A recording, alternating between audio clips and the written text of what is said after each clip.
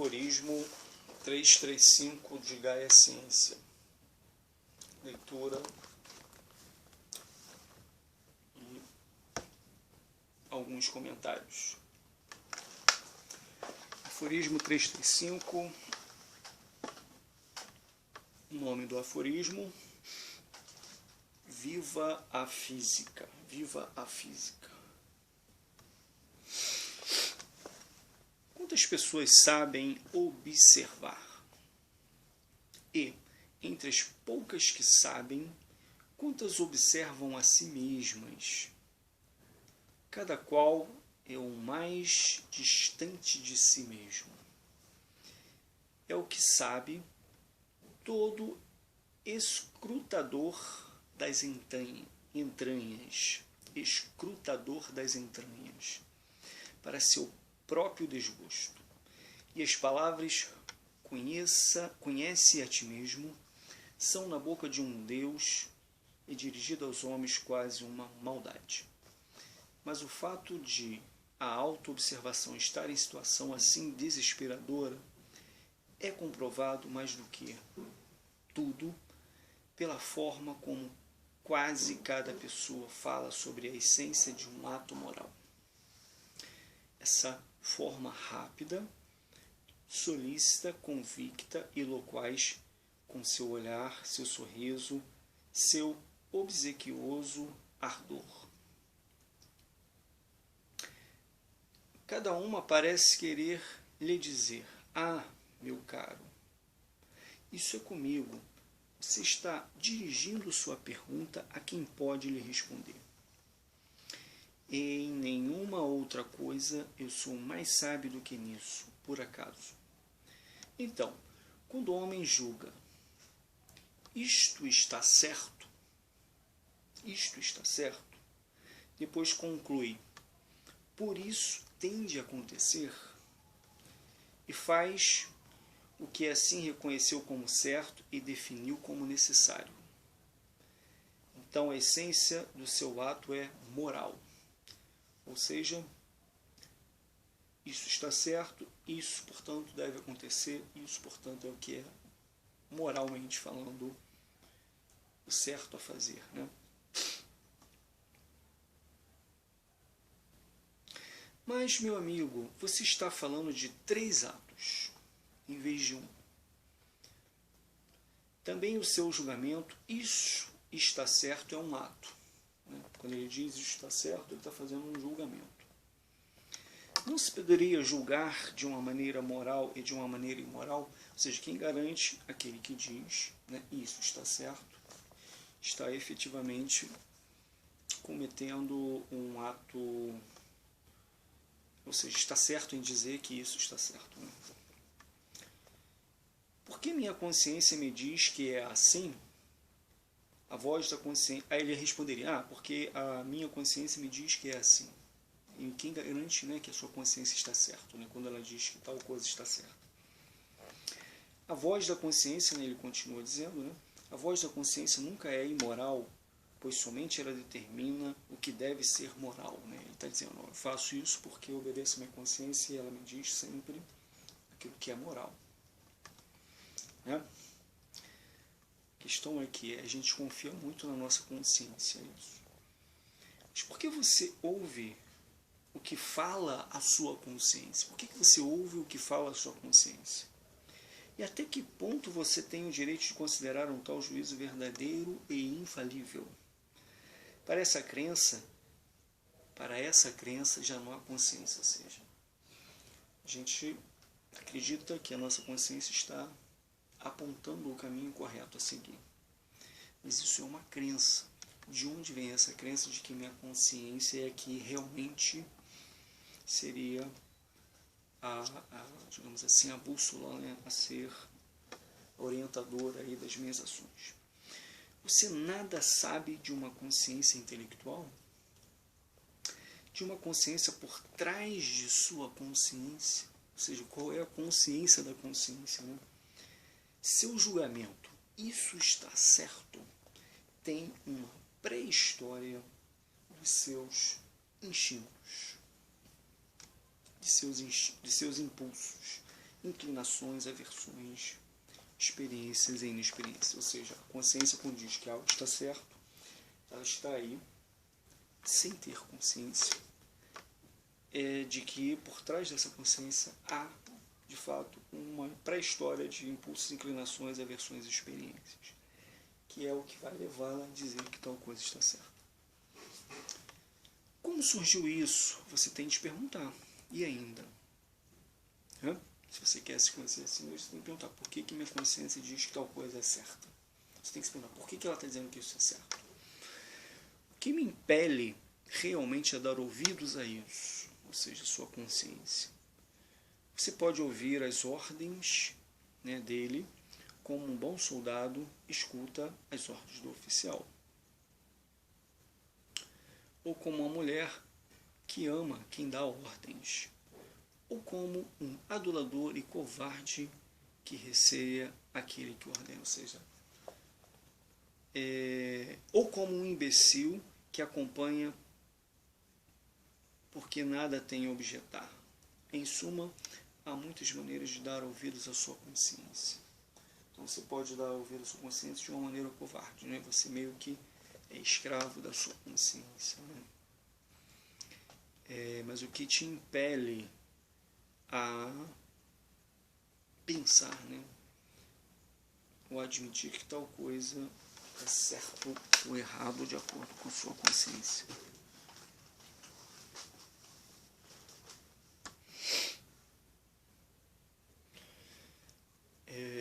Não existe uma maneira universal de dar ouvidos à consciência.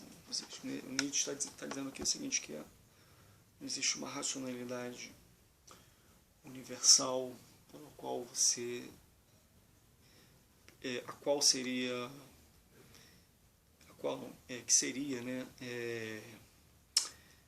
o guia geral de todas as ações. Em suma, continuando aqui, repetindo aqui, há muitas maneiras de dar ouvidos à sua consciência. Mas que você ouça este ou aquele juízo como voz da consciência, isto é, que sinta algo como certo, pode ser devido a que você nunca tenha meditado sobre si e tenha cegamente acolhido o que desde a infância lhe foi designado como certo.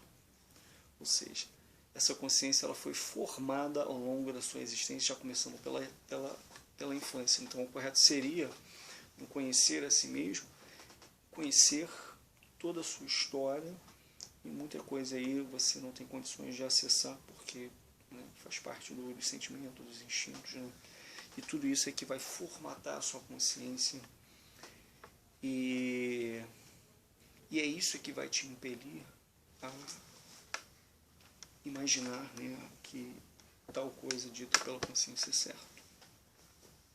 Isso. Então, olha, ou seja, essa formação histórica aí da sua pessoa, a partir da sua infância, ela te leva a aceitar, te leva a aceitar cegamente que a sua consciência diz algo que você acha como certo. Ou seja, a consciência, ela não tem consciência de si mesma. Essa é a questão. Ou a que o pão e as honras lhe tenham até hoje vindo juntamente com o que você denomina seu dever, e você o tem por certo, porque lhe parece a sua própria condição de existência. Que você tenha direito à existência lhe parece irrefutável. A firmeza do seu juízo moral poderia ser prova justamente de que mesquinhez pessoal, de falta de personalidade, sua força moral, poderia nascer de sua teimosia, ou de sua incapacidade de ver novos ideais. E, resumidamente, se você tivesse pensado com maior finura, observado melhor e aprendido mais, em nenhuma circunstância você chamaria mais de dever e consciência a este seu dever e a esta sua consciência. Se a gente refletisse bem e pudesse conseguir acessar o que está por trás dessa consciência, a gente reveria essa noção de dever e essa noção do que é certo, do que é errado.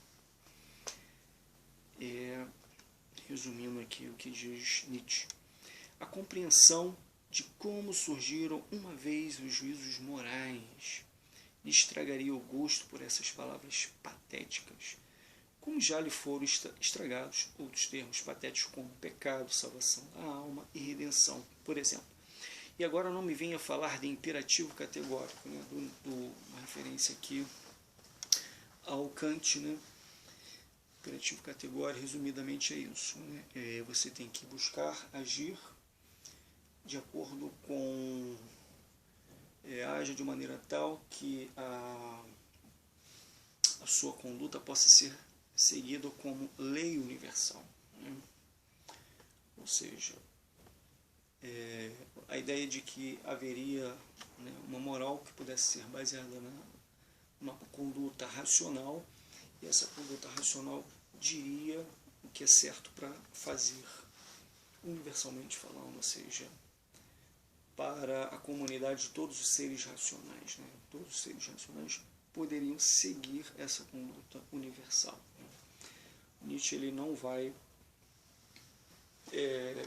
pensar dessa maneira, e ele vai exatamente dizer o contrário disso aqui.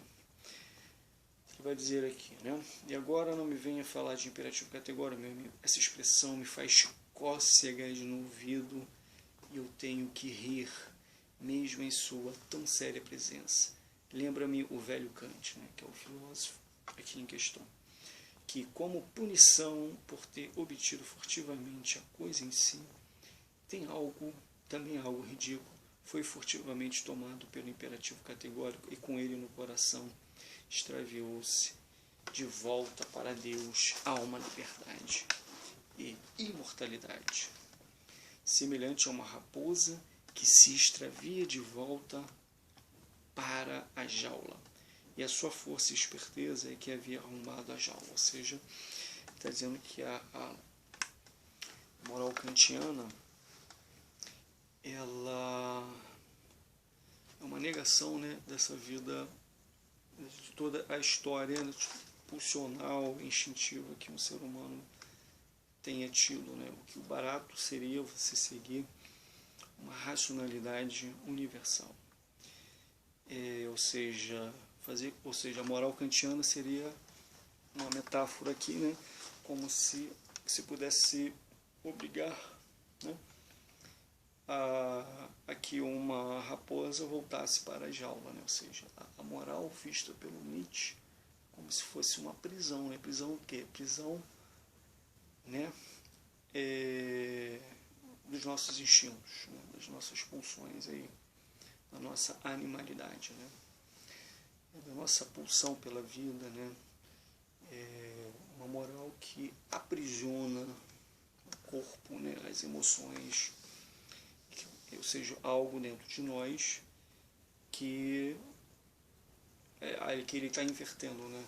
Para Kant, a moral racional é o princípio, né, pelo qual a gente seria livre, né? Aí o Nietzsche até vai colocar essa questão, né? Será que somos livres, né? Até que ponto a gente é livre, né? Se a gente segue aí uma consciência que na verdade não é consciente de si mesmo, dado que ela é formada ao longo de vários e vários anos, né, devido à nossa vida, né, todas as nossas emoções, tudo aquilo que a gente viveu, né, isso nos impede de ter uma consciência universal, né, totalmente racional.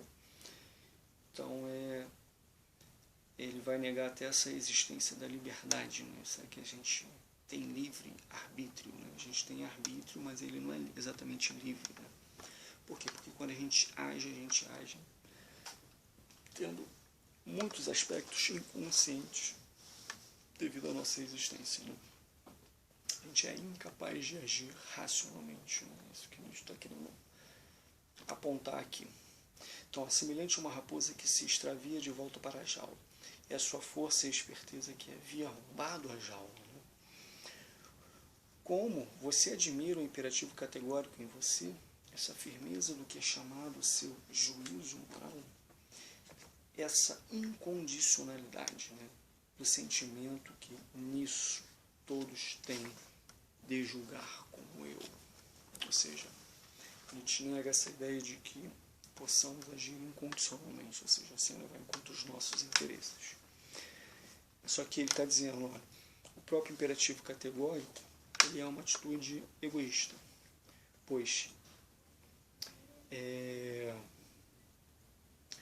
porque ele está dizendo o seguinte, que todos, por que todos teriam que julgar como eu, né? Essa é a pretensão, de buscar um agir no qual você pudesse exigir que todos fizessem o mesmo, né? Então ele está apontando aqui um certo egoísmo desse imperativo categórico. Faça isso porque isso é o correto a fazer, porque a minha consciência está dizendo que é o certo a fazer, né? Como ele já disse lá atrás, nossa consciência não é universal, ela é sempre baseada na nossa história de vida. Pois egoísmo é sentir o próprio juízo como uma lei universal. Novamente um egoísmo cego, estreito e modesto, porque mostra que você ainda não descobriu a si mesmo. Ainda não criou para si um ideal próprio, bastante próprio, pois ele não poderia jamais ser o de um outro, e muito menos o de todos. Ou seja, cada um de nós busca um ideal próprio. Então, quem quer buscar uma moral universal, na verdade, não conseguiu ainda realizar esse próprio ideal. Que ainda julga que assim deveriam agir todos, nesse caso, não chegou ainda a dar 5 passos no autoconhecimento. O contrário, saberia que não há nem pode haver ações iguais. Que toda ação já realizada foi realizada de uma maneira única e irrecuperável, e que o mesmo se dará com toda ação futura, que todas as prescrições sobre agir referem-se apenas ao grosseiro lado exterior, até as mais íntimas e sutis prescrições de todas as morais que já houve, que com elas pode ser alcançada uma aparência de igualdade. Então a moral é uma aparência de igualdade, de que as ações podem ser realizadas igualmente, moralmente falando, né? Mas cada ação humana ela é singular, baseada em um ideal próprio de cada um, que com elas pode ser alcançada uma aparência de igualdade, mas somente uma aparência, que toda ação contemplada ou reconsiderada é e continua a ser algo impenetrável, que nossas opiniões acerca do bom, nobre, grande, jamais podem ser demonstradas por nossas ações, porque toda ação é incognoscível, que sem dúvida as nossas opiniões, avaliações de tábuas de valores estão entre as mais poderosas alavancas da engrenagem de nossos atos, mas que em cada caso a lei de seu mecanismo é indemonstrável, ou seja, a gente não consegue conhecer as nossas próprias ações, as razões últimas do nosso agir, e que agimos sempre baseado em uma consciência que não é racional, né, puramente racional, ou sequer racional, que aquele mecanismo pelo qual agimos, ele é desconhecido, né? Essa lei que nos leva a agir, ela jamais será demonstrada. Portanto, limitemos a depurar nossas opiniões e valorações e a criar novas tábuas de valores, mas acerca do valor moral de nossos atos. Ou seja, a gente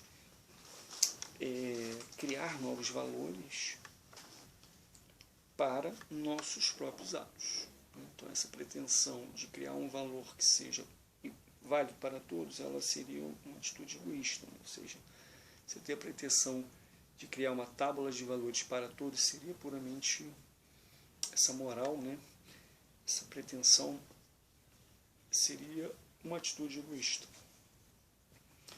Então, deixemos de fazer tábuas de valores universais, né? Como se isso pudesse, como se a gente, porque não faz sentido, né, você criar uma tábua de valores iguais para todos, porque a gente não conhece nem sequer as nossas próprias ações, os nossos mecanismos pelos quais a gente age, né? E a gente querer universalizar isso é completamente absurdo.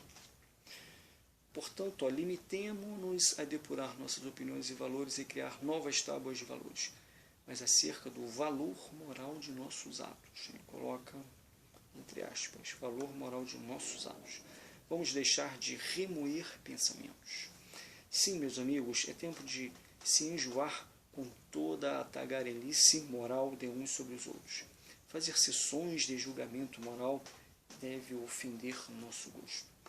Deixemos essa tagarelice e esse mau gosto para os que nada têm a fazer senão arrastar o passado um pouco mais adiante no tempo e que nunca são eles mesmos presentes.